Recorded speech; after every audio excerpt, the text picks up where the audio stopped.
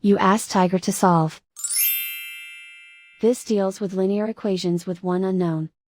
The final result is y equals 72/5. Let's solve it step by step. Isolate the y. Multiply both sides by inverse fraction 8/5. Group like terms. Multiply the coefficients. Simplify the fraction. Multiply the fractions.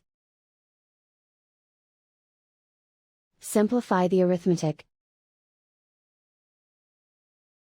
And so the final result is y equals 72/5.